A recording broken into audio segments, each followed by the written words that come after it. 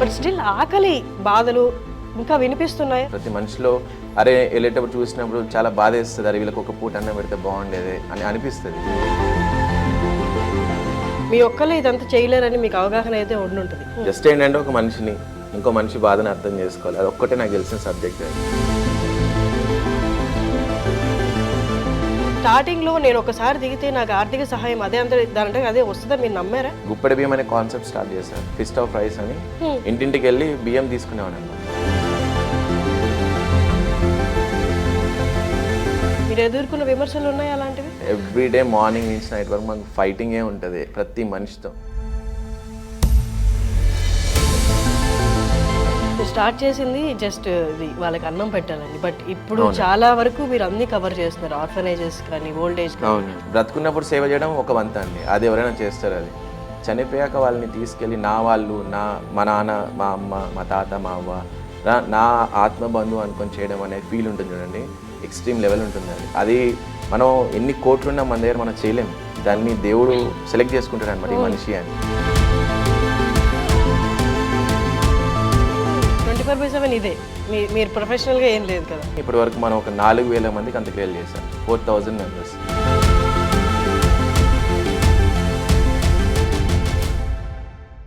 Hello views, welcome to iDream media. ఇప్పటి కాలంలో మనం ఎంత చదువుకున్నాం, ఎంత సెటిల్ అయ్యాం, మనం ఎంత ఇన్వెస్ట్ చేసాం మన చదువులో, దానికి అంతటికంత వచ్చిందా లేదా, తర్వాత కారు కొన్నామా, ఇల్లు కొన్నామా, సెటిల్ అయ్యామా, ఇంతవరకే ఆలోచిస్తారు. కానీ మనతో పాటు మన పక్కన ఉన్న వాళ్ళు అసలు వాళ్ళ లైఫ్లో ఏం జరుగుతుంది, వాళ్ళు మినిమం నీడ్స్ రీచ్ అవుతున్నారా లేదా, వాళ్ళకి ఏమైనా కష్టాలు ఉన్నాయా, ఇలా ఎప్పుడు మనం కనీసం సంవత్సరానికైనా ఒక్కసారి కూడా పట్టించుకోము. బట్ కొంతమంది ఉన్నారు మన సొసైటీలో, వాళ్ళ లైఫ్ కంటే యాక్చువల్లీ పక్కన వాళ్ళకి ఎక్కువ ఇంపార్టెన్స్ ఇస్తూ మనం బతుకుతున్న దాంట్లో అట్లీస్ట్ 25% అయినా వాళ్ళకి రీచ్ అవుతుందా లేదా మినిమం నీడ్స్ అని ఆలోచించే వాళ్ళు సర్వ్ నీడీ అనే ఎన్జిఓ స్థాపించి అలాంటి వాళ్ళ కోసం వీళ్ళ టైం వెచ్చిస్తూ వాళ్ళకి సహాయం చేస్తున్నారు. గౌతమ్ గారు మనతో ఉన్నారు ఇవాళ. నమస్తే అండి. నమస్తే అండి. ఎలా ఉన్నారు? సూపర్ అండి, మీరు ఎలా ఉన్నారు? నేను చాలా బాగున్నాను. మీ కొన్ని వీడియోస్ చూశాను నేను. అందులో ఒకటి నేను బాగా గమనించింది ఏంటి అంటే 2-3 వీడియోస్లో రిపీట్ అయింది, ఆకలి బాధలో ఉన్న వాళ్ళకి మీరు అన్నం పెడుతున్నారని. కానీ నాకు వచ్చిన డౌట్ ఏంటి అంటే బోత్ 2 తెలుగు రాష్ట్రాల్లో చాలా పాలసీలు ఉన్నాయి. అవునండి. రేషన్ కార్డులు కూడా కేటగిరీస్ ఉన్నాయి. అంటే ఎక్కడ తిండికి అయితే కొరవ రాకుండా ఉండేటట్టు పాలసీలు అయితే ఉన్నాయి, వాళ్ళకి కావాల్సిన అయితే గవర్నమెంట్ తరఫు నుంచి సరఫరా అవుతున్నాయి. బట్ స్టిల్ ఆకలి బాధలు ఇంకా వినిపిస్తున్నాయా 2 తెలుగు రాష్ట్రాల్లో? మీరు వీడియో చూస్తుంటే దాంట్లోనే యాక్చువల్లీ ఆన్సర్ ఉంది. ఆకలి ఇప్పుడు నేను పెట్టే కేటగిరీస్ ఎవరికి అంటే ఇంట్లో నుంచి తరిమేయబడిన పేరెంట్స్ కావచ్చు, లేదా అనాథలుగా మిగిలిపోయిన పిల్లలు కావచ్చు, లేదా ఆడవాళ్ళు కావచ్చు, మెంటలీ ఛాలెంజ్డ్ వాళ్ళు కావచ్చు. అంటే ఆధార్ కార్డే కాదు, ఆధారం లేని వాళ్ళందరికీ కూడా ఫుడ్ పెడుతున్నాను మెయిన్గా నేను. అండ్ హాస్పిటల్స్కి చాలామంది పేదవాళ్ళు విలేజెస్ నుంచి వస్తూ ఉంటారు. వాళ్ళు ఇక్కడే క్యాన్సర్ పేషెంట్స్ చాలామంది, మెయిన్గా క్యాన్సరు అండ్ వేరే డిసీజెస్తో ఎఫెక్ట్ అయ్యే వాళ్ళందరూ. వాళ్ళు ఏంటంటే ఇక్కడే కొన్ని నెలల పూట వాళ్ళు ఇక్కడే ట్రీట్మెంట్ తీసుకుంటూ ఇక్కడే ఉండిపోతారనమాట. సో వాళ్ళకు ఉన్న కాస్త కూస్త డబ్బులన్నీ కూడా వాళ్ళు మెడిసిన్స్కి వాటికి వాడేస్తారు. సో వాళ్ళ దగ్గర డబ్బులు ఉండవు ఫుడ్ తినడానికి ప్రాపర్గా. ఎవరైనా మళ్ళంటి వాళ్ళు ముందుకు వచ్చి ఇలా పెడుతుంటే వాళ్ళు ఎదురు చూపులు చూస్తుంటారు అనమాట, ఎప్పుడైనా వస్తారా, ఫుడ్ పెడతారా, తిందాము, ఆ డబ్బులు మిగిలించుకుందాం ట్రీట్మెంట్కి అని చెప్పేసి. సో వీళ్ళందరి బాధల్ని అర్థం చేసుకొని ఒకేసారి ఒక ఇనిషియేటివ్ తీసుకున్నా. 12 years బ్యాక్ స్టార్ట్ అయిన జర్నీ ఇది, అన్నదాత అనే ఒక ప్రాజెక్ట్ ద్వారా. సో స్టార్టింగ్లో నాకు ఎటువంటి సపోర్ట్ లేదు, నాకు అసలు క్లారిటీ కూడా లేదు ఎలా చేయాలి ఏంటి మొత్తం అనేది కూడా. ఒక విజన్ మాత్రం ఉన్నింది, ఒక కసి ఉన్నింది, ఎలాగైనా కొంతమంది ఆకలైనా తీర్చాలి అని. దాంతో స్టార్ట్ అయిన జర్నీ అనమాట ఇది అన్నదాత ప్రాజెక్ట్. సో స్టార్టింగ్లో నేనే ఒక 10-20 మంది కుక్ చేసుకొని స్ట్రీట్స్లోకి వెళ్ళేవాళ్ళు, మెయిన్గా హోమ్లెస్ పీపుల్ ఉంటారు కదా రోడ్ల మీద, వాళ్ళ దగ్గరికి వెళ్ళి తినిపించేవాడిని. అసలు ఈ రోడ్ల మీద మనుషులు ఎందుకు ఉన్నారు ఇంతమంది, గవర్నమెంట్ ఉంది, డిపార్ట్మెంట్స్ ఉన్నాయి, ఎన్జిఓస్ ఉన్నాయి, మీడియా ఉంది, ప్రతి ఒక్కరం ఉన్నాం కదా, ఎందుకు అసలు రోడ్ మీద వీళ్ళకి ఈ పరిస్థితి ఎందుకు పట్టింది అని వాళ్ళని అడిగితే స్టోరీ చాలా పెయిన్ఫుల్ స్టోరీస్ చెప్పారనమాట. అందరూ బ్రతికే ఉన్నారు, ఆస్తులు ఉన్నాయి, అన్నీ ఉన్నాయి బాబు, కానీ నేను అనాథగా బతుకుతున్నాను రోడ్డు మీద, ఒక పూట అన్నం పెట్టే నువ్వు ఎలా ఉన్నావు, నువ్వు బతుకున్నావు లేదా అడిగే నాదులు లేడు అని చెప్పి వాళ్ళు చెప్తుంటే చాలా బాధగా అనిపించేది అనమాట రోడ్డు మీద. సో వాళ్ళ బాధని ఓదార్చడం మానేసి నేను వాళ్ళకి ఏదైనా హెల్ప్ చేద్దాం అనుకున్నాను. ఇంకా చాలామంది సింపతి చూపిస్తూ ఉంటారు, వెళ్ళి ఒక పూట ఫుడ్ పెట్టడము, లేదంటే వాళ్ళతో 2-3 నిమిషాలు కన్సోల్ చేసి మళ్ళీ వచ్చేయడము. కానీ నాకు క్వశ్చన్ కాకుండా ఒక సొల్యూషన్ అవ్వాలి అనుకున్నా. వాళ్ళ దగ్గర రెగ్యులర్గా డైలీ వెళ్ళి ఫీడ్ చేస్తూ వాళ్ళ గురించి తెలుసుకునేవాడిని. అసలు ఎందుకు మీరు ఈ పరిస్థితిలో ఉన్నారు, ఒకవేళ నేను మీకు ఒక షెల్టర్ రూమ్లో ఎక్కడైనా జాయిన్ చేస్తే మీరు నాతో పాటు వస్తారా? ఎందుకంటే they don't deserve such pathetic life. Every human deserves very better life. అందుకని షెల్టర్ హోమ్స్తో మాట్లాడడము, అక్కడ డబ్బులు తీసుకుంటాం, మీ అందరికి తెలిసిందే షెల్టర్ హోమ్స్లో కూడా. సో అక్కడ కూడా మాట్లాడి ఆ బర్డెన్ కూడా నేను తీసుకోవడము, ఆ రెస్పాన్సిబిలిటీని కూడా. సో వాళ్ళని తీసుకెళ్ళి ఓల్డేజ్ హోమ్స్లో జాయిన్ చేయడము. నా టార్గెట్ అది ఉన్నిందనమాట యాక్చువల్లీ. నేను ఓన్లీ ఫుడ్ పెట్టడమే కాదు, ఫుడ్ పెట్టే పరిస్థితి రాకూడదు వాళ్ళకి లైఫ్లో. వాళ్ళు ఉన్నంత కాలం చనిపోయేంత వరకు కనీసం. నేను వీళ్ళంతా నేను చూసిన కేటగిరీస్ అందరూ ముసలోళ్ళు, లేదంటే హెల్త్ ఇష్యూస్ ఉన్నవాళ్ళు. వాళ్ళు మహా అంటే ఒక 4-5 సంవత్సరాలు బతుకుతారు అంతే. ఆ 4-5 సంవత్సరాలు కూడా అనాథగా బతకడము, లేదంటే ప్యాథటిక్ లైఫ్ బతకడం ఇష్టం లేక వీళ్ళని తీసుకెళ్ళి షెల్టర్ హోమ్స్లో జాయిన్ చేసేవాడిని. సో నేను జాయిన్ చేసిన ప్రతి ఒక్కరు కూడా అట్లీస్ట్ వాళ్ళతో ఫాలోఅప్లో ఉంటూ ఉండేవాడిని అనమాట. సో ఉన్నంతవరకు వాళ్ళు హ్యాపీగా బతికారు అక్కడ. అలాగే పోనీ ఒక కేటగిరీ మనం సాల్వ్ చేసాము, హోమ్లెస్ పీపుల్ కేటగిరీ. ఇంకా చాలా కేటగిరీస్ పుట్టాయి అనమాట ఆ తర్వాత. లైక్ మనం ఇందా మాట్లాడుకున్నట్టు విలేజ్ నుంచి వచ్చేస్తారు ట్రీట్మెంట్కి ఇక్కడ. వాళ్ళు అనాథలు కాదు, అందరూ ఉంటారు వాళ్ళకి. కానీ వీళ్ళకి ఇక్కడ మెడిసిన్స్కి డబ్బులు రావు. ఇప్పుడు ముసలోళ్ళు ఇద్దరు ఉన్నారనుకోండి, హస్బెండ్ వైఫ్, హస్బెండ్కి క్యాన్సర్ ఉంది. వాళ్ళు ఇక్కడ ఎక్కడో ఆంధ్ర నుంచో లేదా వేరే స్టేట్స్ నుంచి, ఇండియా నుంచి వస్తారు ఇక్కడ బస్సు తారకం క్యాన్సర్ హాస్పిటల్కి. నేను రెగ్యులర్గా పెట్టి ఒక ప్లేస్ గురించి మీకు ఎగ్జాంపుల్ చెప్తున్నా. Bus Tarakam cancer hospital. అక్కడ అన్ని రకాల క్యాన్సర్లు ఉన్న పిల్లలు, పెద్దవాళ్ళు అందరూ వస్తూ ఉంటారు. వీళ్ళకి ఏంటంటే కొంచెం డబ్బులు ఉంటాయి, మా అంటే కొన్ని థౌజండ్స్ ఆఫ్ రూపీస్ ఉంటాయి. మెడిసిన్స్కి మెడిసిన్స్కి అయిపోతాయి. ఫుడ్ ఆబ్వియస్లీ ఒక డైలీ నీడ్ మనకి, అది 3 పూట్ల తిండి ప్రతి మనిషికి కావాల్సిందే. సో ఈ ఫుడ్ ఎవరైనా పెడుతున్నారా, ఏం పెట్టినా తింటారు వాళ్ళు. కానీ ఆ ఏదో ఒకటి పెట్టడం ఎందుకు, హెల్దీ ఫుడ్ పెడితే కొంచెం తొందరగా క్యాన్సర్ వాళ్ళు కాబట్టి తొందరగా క్యూర్ అవుతారు అని చెప్పేసి మేము ప్రోటీన్ డైట్ని దాంట్లో ఇంక్లూడ్ చేయడము, పెట్టేది మంచిగా పెట్టాలి, వాళ్ళు కడుపే కాదు మనసు కూడా నిండాలి అని చెప్పేసి స్టార్టింగ్ నుంచి అదే మెనూ మనం ఫాలో అవుతున్నాం అనమాట. సో అలా మేము పెట్టే ఈ పర్టికులర్ ఈ వీడియోస్ అన్ని కూడా తీయడము, వాటిని మేము సోషల్ మీడియాలో పెట్టడము, అవి చూసి చాలామంది ఇన్స్పైర్ అయ్యి మేము మా పాప బర్త్డేస్ ఉన్నాయి గౌతమ్, మా యానివర్సరీ ఉంది, మా డెత్ యానివర్సరీ మా నాన్నగారిది, ఇట్లా ముందుకు రావడం జరిగింది చాలామంది.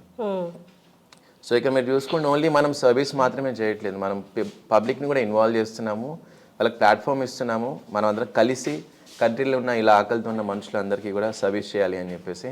నేను చాలామందికి చేయాలని ఉంటుంది, మీకు నాకు అందరికీ ఉంటుంది. ప్రతి మనిషిలో అరే వెళ్ళేటప్పుడు చూసినప్పుడు చాలా బాధ వేస్తుంది, అరే వీళ్ళకి ఒక పూట అన్నం పెడితే బాగుండేది అని అనిపిస్తుంది. కానీ ఆ థాట్ని ఇంప్లిమెంటేషన్ చెయ్యం, ఆగిపోతాం. సో నేను ఒక ప్లాట్ఫామ్ని క్రియేట్ చేశాను అనమాట. అలాంటి థాట్స్ అని ఆగిపోకుండా ఒక ఇంప్లిమెంటేషన్ ప్లాట్ఫామ్ ఇదంతా. కానీ గౌతమ్ గారు, మీరు మొదట్లో స్టార్ట్ చేద్దాం అనుకుంటున్నప్పుడు మీ ఒక్కలే ఇదంతా చేయలేరని మీకు అవగాహన అయితే ఉండుంటుంది. ఒకవేళ చేద్దాం అనుకున్నా ఎంతకాలం చేయగలరు? ఫీల్డ్ కూడా వేరే ఫీల్డ్. నేను కార్పొరేట్ నుంచి వచ్చాను ఇక్కడికి, టీఎల్గా వర్క్ చేశాను కార్పొరేట్లో. నాకు ఈ ఫీల్డ్ గురించి జీరో నాలెడ్జ్ ఉండేది. జస్ట్ ఏంటంటే ఒక మనిషిని, ఇంకో మనిషి బాధను అర్థం చేసుకోవాలి, అది ఒక్కటే నాకు తెలిసిన సబ్జెక్ట్ అది. ఎందుకంటే దానికి ఎటువంటి క్వాలిఫికేషన్ అవసరం లేదు. ఒక మనిషి బాధను అర్థం చేసుకోవడానికి కాస్త మానవత్వం ఉంటే చాలు. కానీ బాధను అర్థం చేసుకోవడం ఒక వంత అయితే, దాన్ని సొల్యూషన్గా మార్చాలి, దాన్ని ఒక డైలీ మన లైఫ్ కంటే ఎక్కువగా దాన్ని తీసుకొని పిచ్చిగా వెళ్ళాలి అనేది ఒకటి ఉంటుందన్నమాట. అది చాలామంది తీసుకోలేరు, అది ఓన్లీ కొంతమంది సెలెక్ట్ చేసుకోగలరు దాన్ని. ఎందుకంటే అవి తీసుకున్నారంటే you need to sacrifice lot of things in your life. మీ సాక్రిఫైస్కి రెడీగా ఉన్నారా? అప్పుడు సాక్రిఫైస్ చేస్తాను అనుకోలేదు, బట్ సాక్రిఫైస్ చేయాల్సిన సిచ్యువేషన్స్ వచ్చాయన్నమాట. లైక్ నా హెల్త్ని, నా టైంని, నా లైఫ్ని, నా కెరియర్ని, నా పర్సనల్ లైఫ్ని, అండ్ ఇంక్లూడింగ్ మా పేరెంట్స్కి ఇచ్చే టైంని కూడా నేను సాక్రిఫైస్ చేయాల్సి వచ్చింది. ఇన్ని సాక్రిఫైసెస్ చేస్తేనే అప్పుడు నేను టైంకి వాళ్ళకి ఫుడ్ పెట్టడము, వాళ్ళని ఓల్డేజ్ హోమ్స్లో జాయిన్ చేయడము, వాళ్ళు చనిపోతే వాళ్ళకి దాన సంస్కారాలు చేయడము. కానీ మీరు క్విట్ చేశారు, ఓకే. నా క్వశ్చన్ ఏంటి అంటే, మీరు ఒక్కరే చేయడానికి మీకు సంకల్పం సరిపోతుంది, కానీ ఆర్థికంగా కూడా మీకు సపోర్ట్ కావాలి కదా. మీ ఒక్కరే ఇంతమందికి చేయలేదు కదా. కానీ స్టార్టింగ్లో నేను ఒకసారి దిగితే నాకు ఆర్థిక సహాయం అదే దానంటే అదే వస్తుందని మీరు నమ్మారా? వచ్చిందా? నేను ఒకటే నమ్మానండి. నేను ఈ ఫీల్డ్లో నాకు మనీ సపోర్ట్ వస్తుందా, నేను చేస్తానా, ఇవి నేను అనుకొని రాలేదు. ఎందుకంటే నా ఫీల్డ్ ఇది కాదు. నేను వచ్చిందల్లా ఒక మనిషిగా, సాటి మనిషి కష్టాన్ని అర్థం చేసుకొని వీలైతే కొంచెం హెల్ప్ చేయడానికి నా పని నేను చేయాలి అనుకున్నా అంతే. ఆ పని ఏదో పర్ఫెక్ట్గా చేద్దాం అనుకున్నా. సో చేసిన ప్రతి ఒక్క చిన్న వర్క్ అయినా పెద్దదైనా కూడా అన్నీ షూట్ చేసి ఫేస్బుక్లో పెట్టేవాడిని. అక్కడ జనాలు సపోర్ట్ చేయడం స్టార్ట్ చేశారు. గౌతమ్ బాగా చేస్తున్నారు మీరు, మేము ఇంకొక హ్యాండ్ ఇస్తాం, మేమంతా కలిసి చేద్దాము సర్వీస్, మీరు చేసేవన్నీ కూడా బాగున్నాయి, మేము ఇంకొంచెం సపోర్ట్ చేస్తాము, కలిసి చేద్దాం అందరం కలిసి అని ముందుకు రావడం జరిగింది. ఒకరిద్దరు అట్లా స్టార్టింగ్లో. అంతకంటే ముందు నేను అసలు ఎవరిని సపోర్ట్ అడగలేదు. గుప్పెడి బియ్యం అనే కాన్సెప్ట్ స్టార్ట్ చేశా, ఫిస్ట్ ఆఫ్ రైస్ అని. ఇంటింటికి వెళ్ళి బియ్యం తీసుకునేవాను అనమాట. ఇట్లా బియ్యం అడిగేవాను, మీరు ఇచ్చే బియ్యం ఎలా యూటిలైజ్ చేస్తా అనేది కూడా క్లారిటీ ఇచ్చేవాను అందరికీ. మీరు ఇచ్చే ఒక బియ్యము ఒక మనిషి ప్రాణాన్ని కాపాడుతుందని చెప్పేవాను అనమాట. ఫస్ట్ నమ్మలేదు జనాలు, ఎందుకంటే ఏందో అనుకునేవాళ్ళు, ఎవరబ్బాయి కొత్తగా వచ్చాడు అని. సో తీసుకెళ్ళి మొత్తం ఫీడ్ చేసి వాళ్ళందరికీ ఆ ఫొటోస్ చూపిస్తే మీరు పెట్టిన దానివల్ల ఎంతమంది ఆకలి తీరుస్తున్నాం అనేది, అప్పుడు వాళ్ళు కనెక్ట్ అయ్యి అరే ఈ అబ్బాయి ట్రాన్స్పరెన్సీ మెయింటైన్ చేస్తున్నాడు, మన బియ్యం ప్రాపర్గా రీచ్ అయింది, సో ఈ అబ్బాయికి సపోర్ట్ చేయని చెప్పి కొంచెం నమ్మకం కలిగింది జనాల్లో. సోమాజిగూడలో స్టార్ట్ చేశాను నేను ఫిస్ట్ ఆఫ్ రైస్ ఫస్ట్, నేను ఆ ఏరియాలో. అక్కడి నుంచి కనెక్ట్ అయిన మనుషులు స్ప్రెడ్ అవ్వడం స్టార్ట్ అయింది. సో ఇట్లా గుప్పడి బియ్యం ఇచ్చే వాళ్ళు కాస్త అప్పుడు సంచుల్లో 25 kgs రైస్ ఇవ్వడము, అలా కనెక్ట్ అయ్యి ఆ ప్రాజెక్ట్ కాస్త ఇప్పుడు అన్నదాత ప్రాజెక్ట్గా మారింది అది. కానీ బియ్యం ఇవ్వడానికి ఆలోచించిన వాళ్ళు మనీ ఇవ్వాలి అంటే అన్ని బియ్యంతో అయిపోవు కదా, మనీతో రిక్వైర్మెంట్ ఉంటుంది. మనీ ఇవ్వడానికి ఇంకెన్ని క్వశ్చన్స్ అడుగుంటారు? క్వశ్చన్స్ మాకు అంటే ఇప్పుడంటే తగ్గాయి లాస్ట్ 6-7 years నుంచి, బట్ ఫస్ట్లో అయితే డైలీ క్వశ్చన్స్ ఉండేవి మాకు. ఆ క్వశ్చన్స్కి ఆన్సర్స్ యాక్షన్స్ అంతే. ఇప్పుడు ఎన్ని క్వశ్చన్లు అయినా నేను ఎన్ని చెప్పినా కూడా వాళ్ళకి డౌట్ ఉంటుంది ఎలాగైనా. అదే నేను యాక్షన్లో వాళ్ళ క్వశ్చన్కి ఆన్సర్ ఇచ్చా అనుకోండి, ఈ అబ్బాయి డిటర్మినేషన్ చూశారు అంటే గౌతమ్ డిటర్మినేషన్ చూశారు జనాలు అంతా, ఎందుకంటే ఇదేదో సంవత్సరానికి ఒకసారి చేసేది కాదు. ఎవ్రీడే నాన్ స్టాప్గా మార్నింగ్ నుంచి నైట్ వరకు కంటిన్యూగా ఫీడింగ్ చేస్తూనే ఉంటాం మేము. చేతులు పడిపోతాయి, చేతులకు బొబ్బలు వస్తాయి, మేము టైర్డ్ అయి పడిపోతాం కిందికి, కళ్ళు తిరిగి మా టీం ఎన్నోసార్లు పడిపోయినారు. ఇవన్నీ పట్టించుకోమన్నమాట, ఆకలి తీర్చాలి. మా కోసం కొన్ని వేల మంది ఆకలితో చూస్తూ ఉంటారు హైదరాబాద్లో, హాస్పిటల్స్ దగ్గర, అనాథాశ్రమాల్లో, రోడ్ల మీద. సో వీళ్ళ పెయిన్ ముందు, వాళ్ళ ఆకలి పెయిన్ ముందు మాకు ఏది ఉన్నా కూడా తక్కువే అనుకొని డేర్ చేసి వెళ్ళిపోతాం అనమాట. ఆ మ్యాడ్నెస్ మెయింటైన్ చేస్తూ ఉంటుంది మా టీం. నేను ఇప్పుడు ఒకసారి నమ్మి ఇచ్చిన వాళ్ళు చూశారు, వాళ్ళకి నమ్మకం వచ్చింది, వాళ్ళు కంటిన్యూగా ఇస్తారు. కానీ కొత్త వాళ్ళు జాయిన్ అవ్వాలంటే వాళ్ళు ఎలాగా? సోషల్ మీడియా అన్నిటికంటే పెద్ద ప్లాట్ఫామ్ మనందరికి తెలిసిందే అది. ఆ సోషల్ మీడియాని ప్రాపర్గా వాడుకుంటున్నా. లైక్ ఎవ్రీడే నేను చేసే వర్క్స్ అన్నీ కూడా దాంట్లో అప్డేట్ చేస్తాను, రీల్స్ రూపంలో లేకపోతే వీడియోస్ రూపంలో. సో వీళ్ళందరూ కూడా కంటిన్యూగా చూస్తున్నారు, ఎందుకంటే ఇండియాలో కంటిన్యూగా చేసే వాళ్ళందరికీ సపోర్ట్ చేస్తారు పబ్లిక్. ఆ ఒక్కటే నమ్మా నేను, ఆ ఒక్క పాలసీనే ఫాలో అయ్యి ఎవ్రీడే చేయడం. నా వర్క్ నేను చూపించాలి అనుకున్నా, చేస్తారా లేదా వాళ్ళ ఇష్టం, అది సపోర్ట్ చేస్తారా లేదని మనం ఎంతకాలం అడుగుతాం ఎవరైనా సపోర్ట్ అనేది. సో నేను ఎన్జిఓస్కి ఫస్ట్ ఆఫ్ ఆల్ ఒక రెస్పెక్ట్ ఇవ్వాలి పబ్లిక్ అని చెప్పేసి ఒక థాట్తో స్టార్ట్ చేశాను. నేను వచ్చినప్పుడు ఎన్జిఓస్కి రెస్పెక్ట్ ఇచ్చేవాళ్ళు కదా జనాలు, ఇంతసేపు డబ్బులు తినడానికి వచ్చారు, రిలీజియస్ కన్వర్సేషన్ వచ్చారు అని అనుకునేవాను అనమాట. అలా కాదు, ఎన్జిఓస్లో కూడా జెన్యూనిటీ ఉంది, ట్రాన్స్పరెన్సీ మెయింటైన్ చేస్తారు, హార్ట్తో వర్క్ చేసే వాళ్ళు ఉన్నారు, కొంతమంది వాళ్ళ లైఫ్ని సాక్రిఫైస్ చేసిన వాళ్ళు ఉన్నారు అని చెప్పి చూపించడానికి ఒక ఎగ్జాంపుల్ అవ్వాలనుకున్నా. చాలామంది ఎక్స్పోజ్ అవ్వరు, చేస్తున్నారు చాలామంది సర్వీసెస్ వరల్డ్లో, కానీ ఎక్స్పోజ్ అవ్వరు. దానివల్ల ఏమవుతుందంటే పబ్లిక్ ఇన్స్పైర్ అవ్వరు. ఇప్పుడు మీరున్నారు ఎగ్జాంపుల్, మీకు సర్వీస్ చేయాలనే థాట్ ఉంది, కానీ మీకు ప్లాట్ఫామ్ తెలీదు, నంబర్ మీరు ఎన్జిఓస్ని ఎగ్జాంపుల్, మీరు అది అలాగే ఉండిపోతారు కదా ముసలి అయినంత వరకు. అదే మీకు ఒక పర్సన్ ముందుకు వచ్చి ఒక ప్రాపర్ ప్లాట్ఫామ్ చూపిస్తే, ఒక డెడికేషన్తో చూపిస్తే, అరే ఈ అబ్బాయి కరెక్ట్గా చేస్తున్నాడు కదా, మనం ఒకసారి ఆప్షన్ ఇద్దాం, ఒక ఆపర్చునిటీ ఇద్దాం, కలిసి పని చేద్దాం, మంచిగా అనిపిస్తే మళ్ళీ కంటిన్యూ చేద్దాం లైఫ్లో అనుకుంటారు కదా. అది నేను అయ్యాను అనమాట. సొసైటీలో చెడు చేసే వాళ్ళన్నా క్వశ్చన్లు అడుగుతారు, విమర్శలు చేస్తారు అన్న తక్కువే యాక్చువల్లీ కంపేర్ చేస్తే. మంచి చేసేవాడిని మాత్రం ఖచ్చితంగా నలుగురు ఎదురు చూస్తూ ఉంటారు అనమాట, విమర్శించడానికి ఎక్కడ దొరుకుతాడా అని చూడడానికి. అది జనాల దగ్గర నుంచి తీసుకుంటే గవర్నమెంట్ దాకా కూడా అవ్వచ్చు. మీరు ఎదుర్కొన్న విమర్శలు ఉన్నాయి అలాంటివి? మేము ఎదుర్కోని రోజు అంటూ లేదండి. ఎవ్రీడే మార్నింగ్ నుంచి నైట్ వరకు మాకు ఫైటింగే ఉంటుంది ప్రతి మనిషితో. మీరు అన్నట్టు మంచి చేసేటప్పుడు చెడు ఎక్కువ ఎదురవుతుంది అంటారు. సో అది రియలిస్టిక్గా మేము ఎవ్రీడే ఎక్స్పీరియన్స్ అవుతూ ఉంటాం. లైక్ ఫర్ ఎగ్జాంపుల్, ఒక ఫుడ్ పెట్టడానికి ఎక్కడికి వెళ్తే కూడా ఒక ప్లేస్లో అక్కడ 5-6 డిపార్ట్మెంట్స్ మేము ఫైట్ చేయాల్సి వస్తుంది. జిహెచ్ఎంసీ వాళ్ళు, మెట్రో వాళ్ళు, లైక్ గాంధీ హాస్పిటల్ దగ్గర మేము ఫుడ్ రెగ్యులర్గా పెడుతూ ఉంటాం, వన్ ఆఫ్ ది మా మెయిన్ స్పాట్ అనమాట. సో దాని కింద పెట్టేటప్పుడు మెట్రో వాళ్ళు పర్మిషన్ ఇవ్వరు, కింద 2-3 ప్లేట్లు పడేస్తున్నా అని చెప్పేసి జిహెచ్ఎంసీ వాళ్ళు ఇష్యూ చేస్తారు, చెత్త మీరు క్రియేట్ చేస్తున్నారు అని. అండ్ అక్కడ ఉన్న పోలీస్ డిపార్ట్మెంట్ వాళ్ళు సపోర్ట్ చేయరు, లైక్ మీరు ఇక్కడ క్రైమ్ రేట్ పెంచేస్తున్నారు అని. కొంతమంది హైదరాబాద్లో ఆల్కహాలిక్ వాళ్ళు ఉన్నారు, సో దానివల్ల క్రైమ్ రేట్ పెంచుతున్నారని. అండ్ పబ్లిక్ న్యూసెన్స్ ఒకటి ఉంటుంది, లైక్ మీరు అంతమందికి ఎందుకు పెడుతున్నారు ఫుడ్, మాకు ఇక్కడ అంటే పబ్లిక్కి ట్రాన్స్పోర్ట్కి ట్రాఫిక్ జామ్ అవ్వడము ఇట్లాంటి వాటికి అని. సో అనవసరమైన కంప్లైంట్స్ అన్నీ ఉంటాయన్నమాట. సపోర్ట్ చేయాల్సిన పీపుల్ అందరూ, ఈ డిపార్ట్మెంట్స్ వీళ్ళందరూ కూడా సపోర్ట్ చేయాల్సింది పోయి అగెయిన్స్ట్గా మారుతుంటే అది చాలా పెయిన్ఫుల్గా అనిపిస్తుంటుంది. బట్ లక్కీలీ ఏంటంటే మాకున్న డిటర్మినేషన్తో, మాకున్న ఈ సోషల్ మీడియాలో రెగ్యులర్గా పెట్టే వీడియోస్ ద్వారా చూసి వీళ్ళు నిజంగానే ప్రాపర్గా ప్రొఫెషనల్గా చేస్తున్నారని చూసిన తర్వాత వాళ్ళు మారడం స్టార్ట్ చేశారు జనాలు. 8 ఇయర్స్ లాస్ట్ 4-5 ఇయర్స్ వరకు నేను ఇదే చేశాను మీరు అన్నట్టు. ఎవ్రీడే పెయిన్ఫుల్ డేసే మాకు అన్నీ. ఫైట్ తప్ప ఇంకేం లేవు మాకు అక్కడ. మాకు డోనర్స్ నుంచి ఎప్పుడు లక్కీలీ మాకు ఆ ప్రాబ్లం రాలేదు. ఎందుకంటే మమ్మల్ని నమ్మిన వాళ్ళే మాకు సపోర్ట్ చేస్తారు. ఇంతవరకు కొన్ని లక్షల మంది స్పాన్సర్స్తో పనిచేసాము ఎవ్రీడే.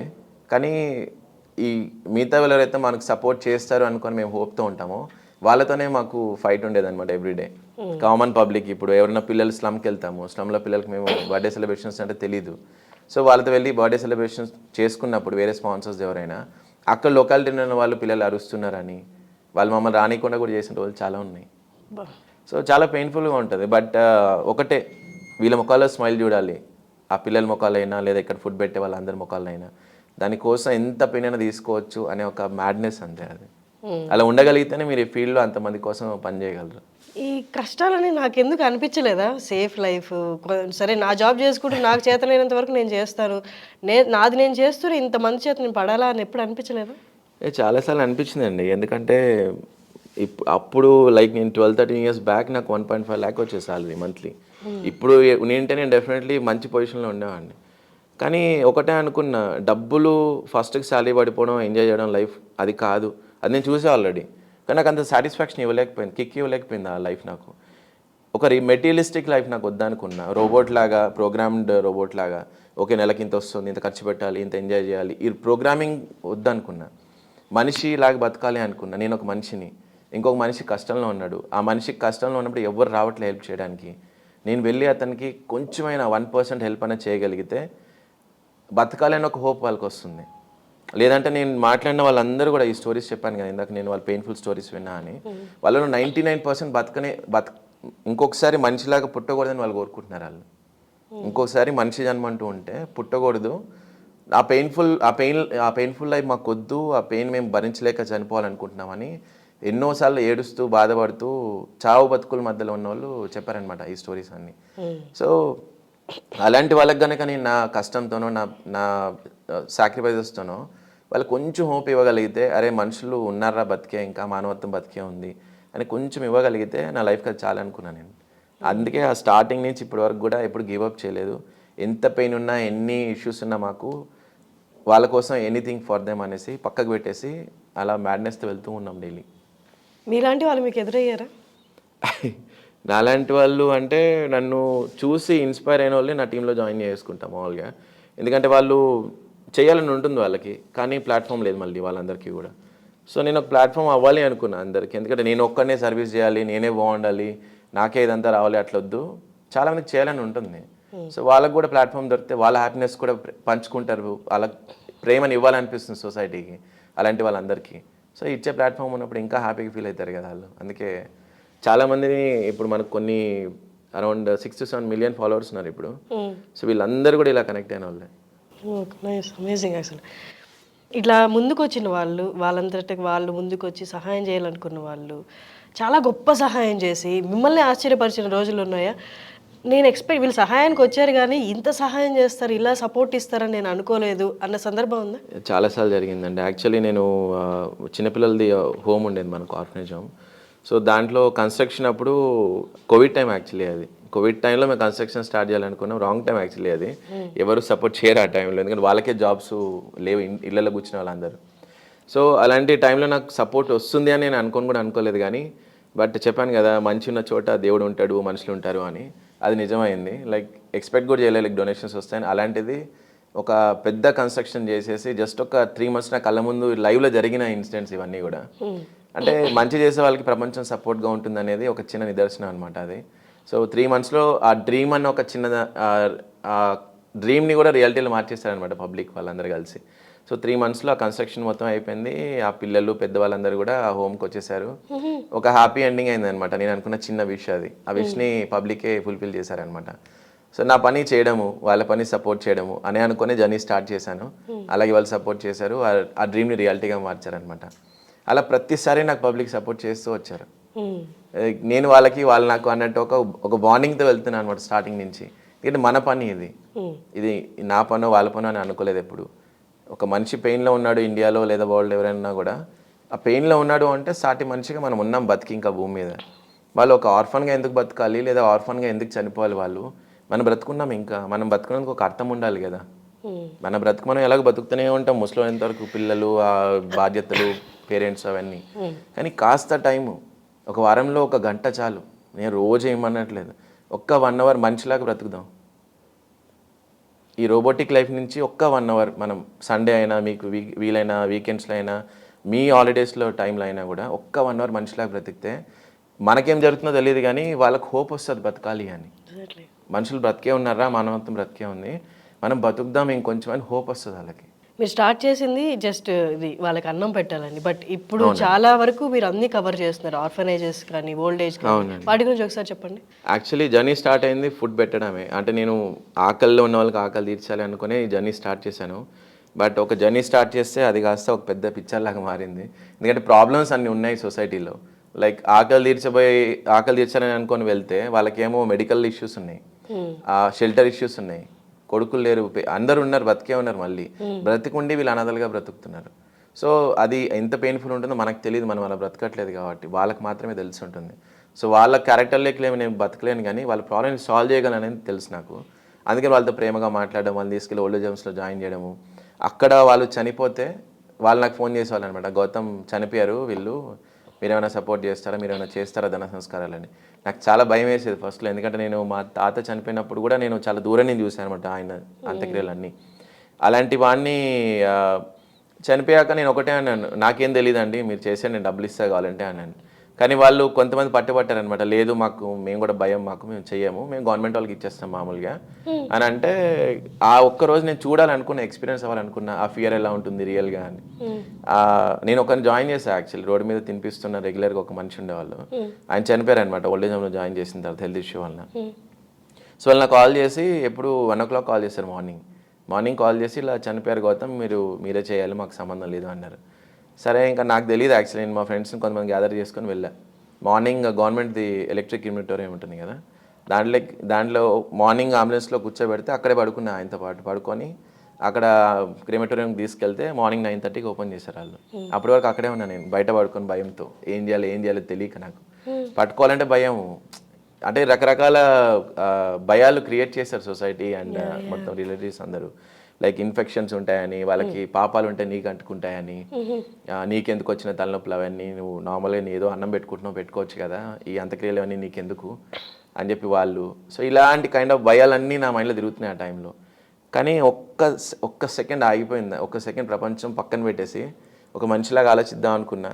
నేను జాయిన్ చేసిన మనిషే కదా, నేను మాట ఇచ్చాను కదా ఆయనకి, నేను ఉంటాను మీకు అని ఒక భరోసా ఇచ్చాను కదా, ఇప్పుడు చనిపోయారు ఆయన ఆత్మ నన్ను చూస్తుంటుంది. సో ఎంత పెయిన్ఫుల్గా ఉంటుందో ఆత్మకి తెలుస్తుంటుంది. ఎవ్వరు రాలేదు నా అంత్యక్రియలకి, ఒక అనాథగా చనిపోతున్నాను అని ఒక పెయిన్ ఉంటుంది చూడండి, అది వాళ్ళకే తెలిసి ఉంటుంది ఆత్మకి. సో ఆ పెయిన్ని కూడా తగ్గిద్దాం కొద్దిగానని చెప్పేసి ఆ రోజు డేర్ చేశాను నేను. ఏమన్నా అని ప్రపంచంలో నేను ఉన్నా లేకపోయినా పర్లేదు, నేనైతే ఖచ్చితంగా ఈరోజు ఈ లాస్ట్ స్టేట్స్ చేయాలని చెప్పేసి పట్టుబట్టా. 2-3 గ్యాదర్ చేసుకొని, అప్పటికి భయం ఉనింది లోపల, కానీ మ్యాడ్గా ట్రై చేశాను అనమాట, చేయాలి ఎలాగని చెప్పేసి. ఆ రోజు ఫస్ట్ టైం నేను కార్నర్లో ఇట్లా పట్టుకొని ఆయన్ని ఎలక్ట్రిక్ క్రిమిటోరియంలో పెట్టి చేసాం లాస్ట్ స్టేట్స్. ఆ రోజు నుంచి స్టార్ట్ అయింది నాకు ఆ థాట్, అరే ఇంత బాగుంటుందా ఈ ఫీలింగ్ అనేది అని. నేను దాంట్లో ఉన్న కిక్ని ఫీల్ అయ్యాను అనమాట. ఒక మనిషి బ్రతుకున్నప్పుడు సేవ చేయడం ఒక వంత అండి, అది ఎవరైనా చేస్తారు. అది చనిపోయాక వాళ్ళని తీసుకెళ్ళి మా నాన్న, మా అమ్మ, మా తాత, మా అవ్వ, నా ఆత్మబంధువు అనుకొని చేయడం అనే ఫీల్ ఉంటుంది చూడండి, ఎక్స్ట్రీమ్ లెవెల్ ఉంటుంది అది.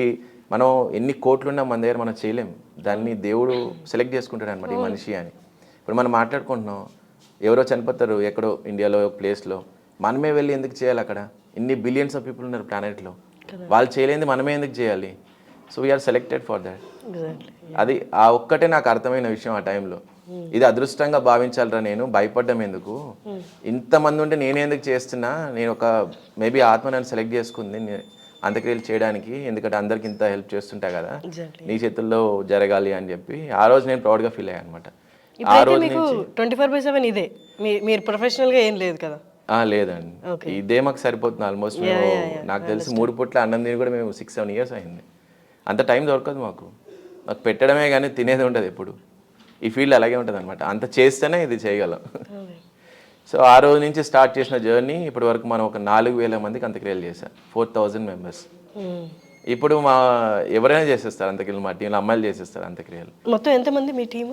మా టీంలో అరౌండ్ అంటే స్టాఫ్ ఉన్నారు నాకు డెడికేటెడ్ స్టాఫ్, డైలీ నాతో పాటు వర్క్ చేసే వాళ్ళు, అమ్మాయిలు అబ్బాయిలు అంతా కలిసి అరౌండ్ 10 to 12 మెంబర్స్ ఉన్నారు, డైలీ నాతో పాటు ఉంటారు. ఇంకా వాలంటీర్స్ వచ్చి వెళ్తూ ఉంటారు, హండ్రెడ్స్ ఆఫ్ పీపుల్ ఉన్నారు వాళ్ళు. ఇప్పుడు ఈ 10-12 మెంబర్స్ కూడా వాళ్ళకి మంత్లీ అయితే వాళ్ళ అవసరాలు వాళ్ళ ఫ్యామిలీ అవునండి, సాలరీస్ ఇవ్వాల్సి వస్తుంది. మనకు వచ్చే డొనేషన్స్లో మనం అడ్మిన్ ఎక్స్పెన్సెస్ తీసుకొని వాళ్ళకి ఇస్తూ ఉంటాం అనమాట. అందరికి తెలుసు అది. ఓకే. ఎందుకంటే ఎవరికైనా ఒక డెడికేటెడ్గా డైలీ పని చేస్తున్నారు అంటే ఖచ్చితంగా వాళ్ళ టీం ఉంటుంది, వాళ్ళ ఖర్చులు ఉంటాయి, వాళ్ళ రెస్పాన్సిబిలిటీస్ ఉంటాయి అని తెలుసు అందరికి. వాళ్ళ కష్టానికి ఎవ్రీథింగ్ ట్రాన్స్పరెంట్గా ఉంటాయి అనమాట. ఎందుకంటే దాచుకోవడం ఇష్టం లేదు, ఏదన్నా చేసేది మనం చేసేది పబ్లిక్ సర్వీస్. ఇది సర్వీస్ చేయాలంటేనే ఖర్చుతో కూడిన పని అనేది ప్రతి ఒక్కరికి తెలుసు. నువ్వు డైరెక్ట్గా వెళ్ళి నువ్వు అన్నం పెట్టేస్తా అని ఇమాజిన్ చేయలేవు కదా, వాడిని ఇమాజినేషన్ ఇవ్వలేవు కదా. వాడికి అన్నం తీసుకెళ్ళి పెడితేనే వాడి ఆకలి తీరుతుంది. సో రియలిస్టిక్గా మనకు ఖర్చులు ఉంటాయనేది తెలుసు అందరికీ. ఇప్పుడు మీరు పెద్దవాళ్ళకి, ఆర్ఫనేజ్ వాళ్ళకి, ఓల్డ్ ఏజ్ వాళ్ళకి కూడా మీరు హెల్ప్ చేస్తున్నారు. మీరే వాళ్ళు బయటకు వచ్చేసిన తర్వాత వాళ్ళని నెట్టేసారా తన సెకండరీ, మీరు వాళ్ళకి సహాయం చేస్తున్నప్పుడు వాళ్ళు ఓకే ఇప్పుడు మంచి పొజిషన్లో ఉన్నారని తెలుసుకొని వాళ్ళ పిల్లలు, వాళ్ళకి సంబంధించిన వాళ్ళు ఎవరైనా మళ్ళీ వచ్చి మీతో గొడవ పడిన సిచ్యువేషన్స్ ఉన్నాయా? అంటే ఎందుకు చూస్తున్నారనో, లేకపోతే ఆవిడకి వచ్చే పెన్షన్ డబ్బులు కావాలనో సంథింగ్ ఏదైనా?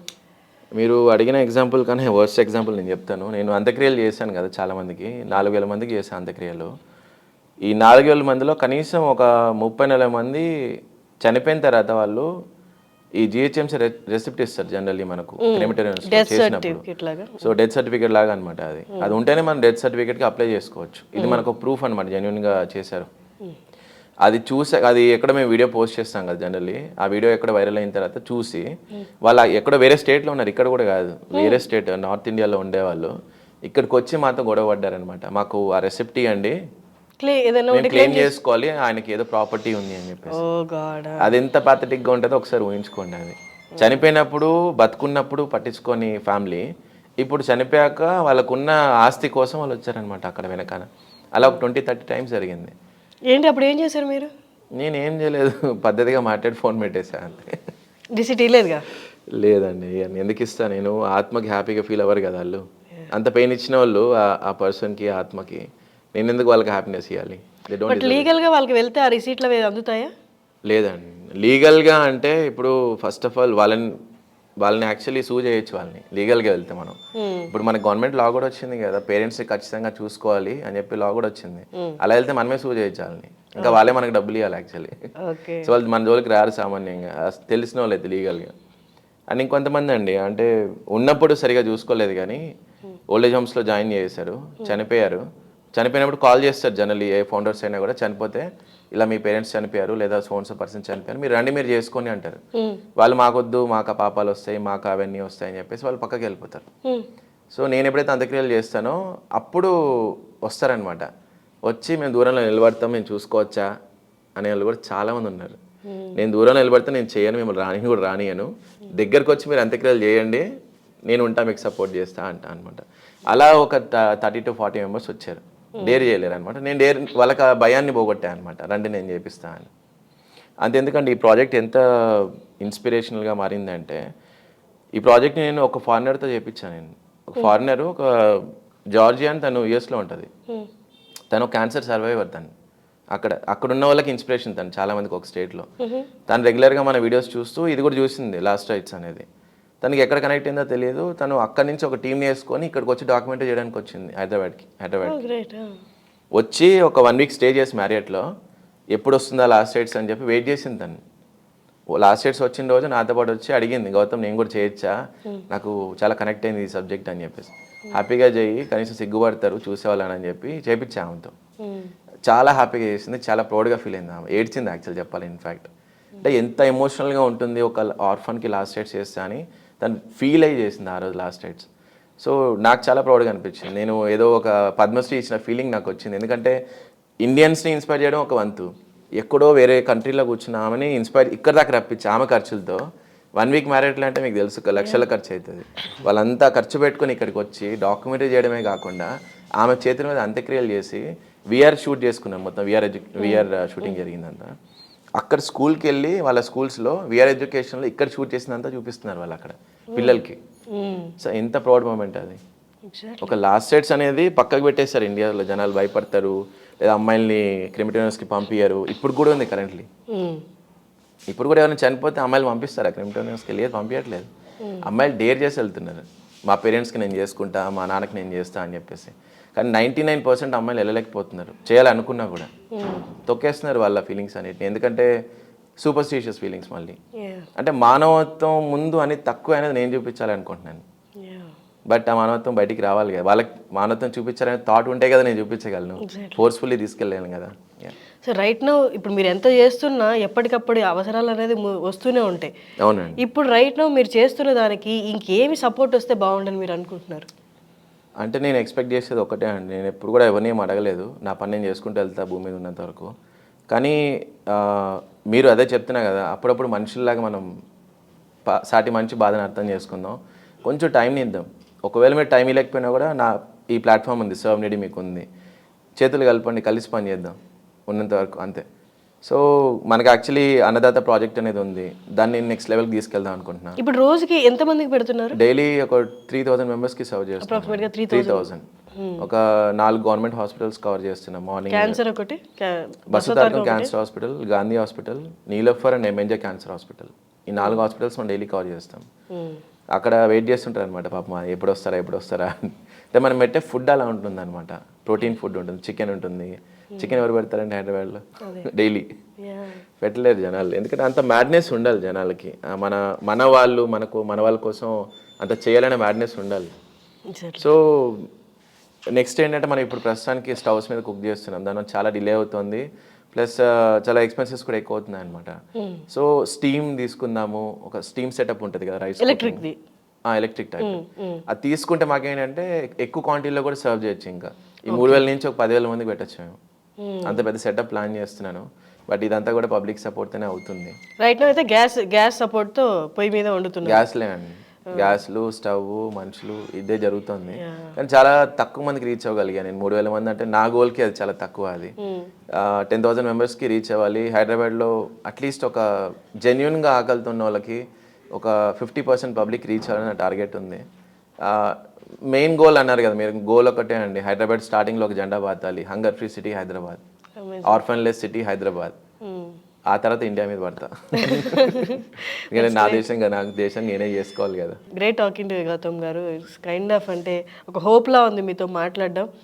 ఐ హోప్ మీరు అన్నది ఒక రోజు ఖచ్చితంగా జరగాలని కోరుకుంటున్నాను. Thanks for coming, thanks for giving your time to I dream. Thanks a lot. Thank you అండి.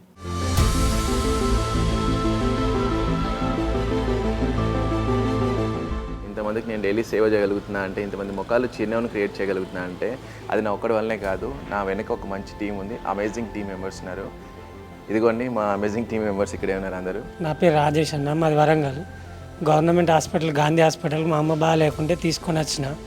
బయట అన్న ఫుడ్ పెడుతుంటే అన్న దగ్గరికి వచ్చిన, అన్న ఏమన్నా వర్క్ ఉందా అన్న అంటే, ఇట్లా వర్క్ ఉంది చేసుకోరా అంటే, ఇప్పుడు 1 year అవుతుంది అన్న దగ్గర చేయబట్టి. ఏ పనులు చేసినా కూడా సాటిస్ఫాక్షన్ లేదు. అన్న దగ్గర చేసిన కాంచి వెళ్ళి బతుకంటే ఏంది, ఆ విలువ ఏంది, ఆకలి అంటే ఏంది, అన్నం అంటే ఏంటిది, ఒకరికి సాయం చేస్తే ఆ కళ్ళల్లో వచ్చే ఆనందం ఎట్లాంటిది, అది అన్న దగ్గర చూసి నేర్చుకున్నాను. ఇట్లా అన్న దగ్గర ఇంకా చేయాలని చేసుకుంటూనే ఉంటా, అన్న దగ్గరనే ఉండి జీవితాంతం అన్న దగ్గరనే పని చేసుకుంటుంటా. हाय नमस्कार, मैं कोलकाता से आया हूँ। मेरा नाम रूपा है। मैं गौतम जी का सपोर्ट से इधर आया हूँ। तो मैं एक स्टाफ हूँ। तो मैं आज जो काम कर रही हूँ सिर्फ गौतम जी के वजह से, इतना दूर से मैं इधर आया हूँ हैदराबाद में। तो मुझे ये काम बहुत पसंद है, इसीलिए मैं आया हूँ। तो गौतम जी बहुत सपोर्ट करते हैं एंड सबके लिए वो जो भी प्रॉब्लम है सबके पास में जाके खड़े होते हैं। मैं इतना ही कर सकती हूँ। बस मेरे से भी बहुत सपोर्ट मुझे मिला है। तो मैं चाहती हूँ गौतम जी हमेशा सबके पास ऐसे ही खड़े रहे। నమస్కారం, నా పేరు జూలియన్. ఇంతకుముందు నేను వేరే పని చేస్తుండే, ఆ జాబ్లో నాకు సాటిస్ఫాక్షన్ లేకుండే.